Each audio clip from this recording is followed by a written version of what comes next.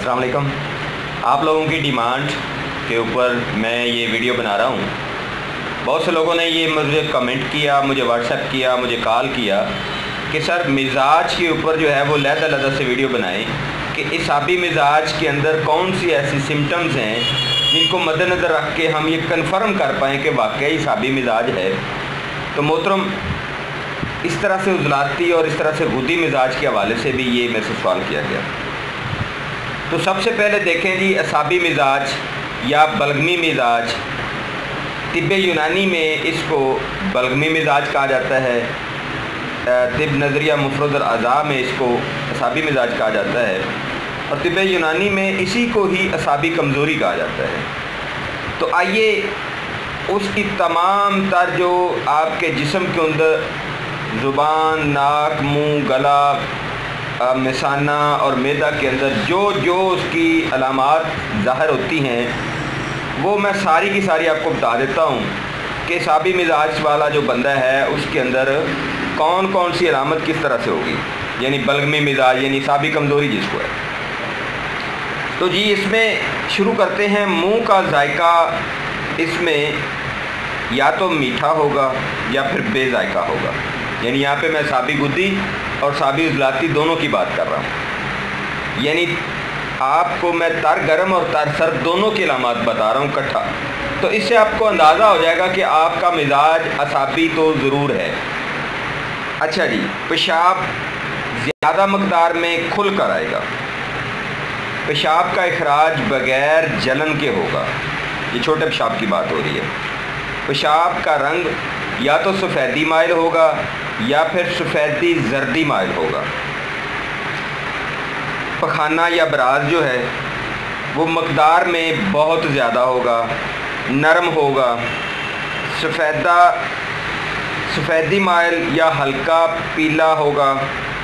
कवाम उसका बारीक और नरम होगा, यानी पानी मिला हुआ होगा, और दिन में 2-3 बार या 4 बार या कई बार वो बग़ैर तकलीफ़ के आ सकता है, यानी उसमें कब्ज़ वगैरह नहीं होगी।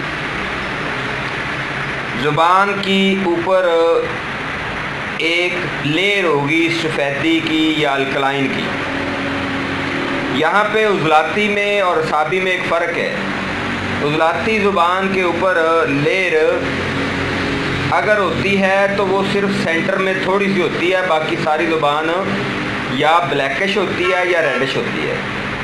तो कुछ हज़रात इसमें परेशान हो जाते हैं जी, ऊपर थोड़ी सी सफ़ेदी आ रही है, साइडें जो हैं वो क्लियर है, तो वो उजलाती है, वो साफ़ी नहीं है। इसके अलावा आपकी जो स्किन या जिल्द है उसका रंग या तो सफ़ेद और पिलाट की तरफ होगा, यानी सफ़ेदी ज़्यादा होगी, हल्का सा पीला महसूस होगा, या फिर सफ़ेद सुर्खी माइल होगा, यानी सफ़ेदी ज़्यादा है और हल्की सी सुर्खी है।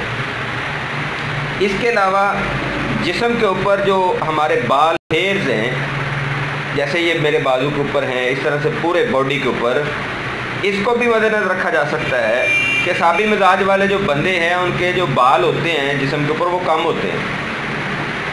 इसके अलावा अगर बालों के रंग की बात की जाए और उनका जो है वो कंडीशन, तो साबी मिजाज वाले लोगों के बाल बड़े सॉफ्ट होते हैं, बड़े नरम होते हैं, और वो ज़्यादा सफ़ेदी वाले होते हैं। इसमें मर्दाना अमराज में आपको जरियान हो सकता है, और या फिर इंतशार की कमी और नामर्दी हो सकती है। इस तरह से ख़वातीन के जो अमराज हैं उसमें पानी की तरह सफ़ेद लकोरिया, यानी बारीक लकोरिया, बग़ैर जलन के, बग़ैर खारिश के, पानी की तरह और ज़्यादा मकदार में ये लकोरिया हो सकता है ख़वातीन को। ख़वातीन के जो हुस्न निस्वानी जिसको कहा जाता है, उनका जो साइज़ है वो बड़ा बड़ा होगा और वो नरम होंगे। इस मिजाज में प्यास जो है वो बार बार लगती है, और इस तरह से ही बार बार पेशाब भी आता है, यानी जितना ज़्यादा आप प्यास लगती है उतना ज़्यादा आपको पेशाब भी आता है। इसमें नींद बहुत गहरी होती है, यानी ज़्यादा नींद आती है आपको। इसमें ब्लड प्रेशर बढ़ता नहीं है, ब्लड प्रेशर आपका इसमें बढ़ता नहीं है बल्कि कम रहता है साबी मिजाज में।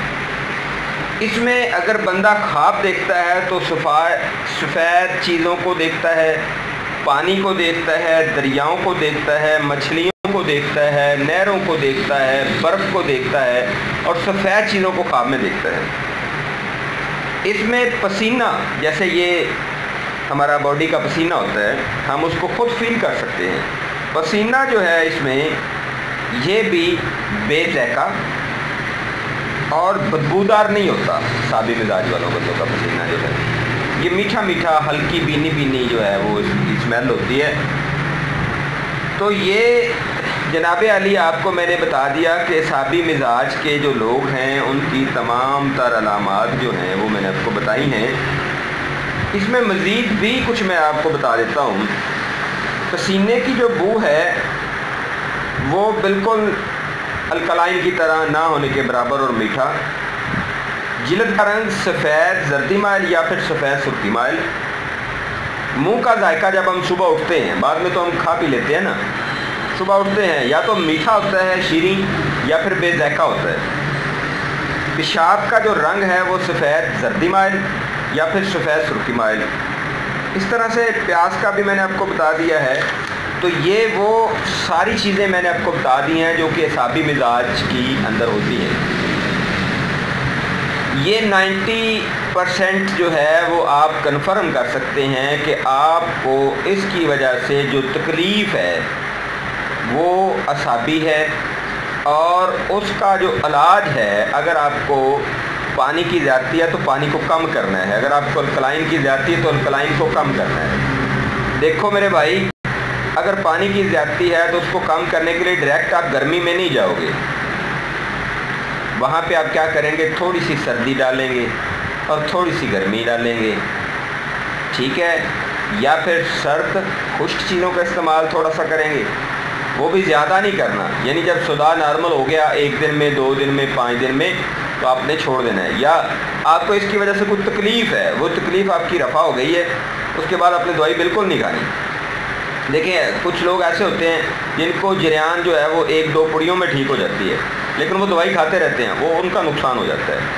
اس طرح سے کچھ لوگ ہیں جن کا جو ہے وہ کوئی بھی ایشو ہوتا ہے، جیسے یورن زیادہ آ رہا ہے، پیشاب زیادہ آ رہا ہے، تو اس کے لیے وہ یورن کا جو میں نے نسخہ بتایا ہے یا پھر بڑے ہمارے جو حکماء ہیں انہوں نے بتایا ہے وہ آپ استعمال کرتے ہیں۔ تو میرے بھائی جب آپ کا یورن کنٹرول ہو گیا تو پھر آپ کو دوائی نہیں کھانا۔ تو یہاں پہ ایک بہت بڑی غلطی کچھ مریض کر جاتے ہیں کہ جی یہ حکیم صاحب نے 10 دن کی دوائی دی ہے تو ہم نے 10 دن ہی کھانی ہے۔ اب حکیم صاحب کو غیب کا علم نہیں ہے کہ جی آپ کا جو پرابلم ہے وہ اللہ نے 1 دن میں حل کرنا ہے، 2 دن میں کرنا ہے، 5 دن میں کرنا ہے۔ اس طرح سے علاج بالغذا کے اندر بھی ہم نے دیکھا ہے، علاج بالغذا کے اندر بھی تجربہ یہ ہوا ہے کہ جی مرض ختم ہو گیا لیکن علاج بالغذا وہی چلتا رہا۔ تو بھائی یہ غلط ہے۔ جب آپ کا مرض ختم ہو گیا، یعنی آپ کا صدا، صفرا، بلغم اور ریا بیلنس ہو گیا، یا پھر اس طرح سے آپ کا اعصابی مزاج اگر تھا تو وہ کنورٹ ہو کے ذلاتی میں شفٹ ہو گیا، تو پھر بھائی آپ کو جو آپ پرہیز کر رہے تھے یا پھر جو آپ نے ایک روٹین بنائی ہوئی تھی اس کو چھوڑ دیں۔ جب آپ نارمل ہو گئے تو پھر نارمل چیزوں کی طرف آ جائیں، ساری چیزیں جو ہیں وہ نارمل طور پہ یوز کریں۔ مجھے اپنی دعاؤں میں یاد رکھیں، میں انشاءاللہ آپ کے تمام تر سوالات جو آپ کرتے ہیں ان کے جوابات دیتا رہوں گا۔ اللہ حافظ، السلام علیکم۔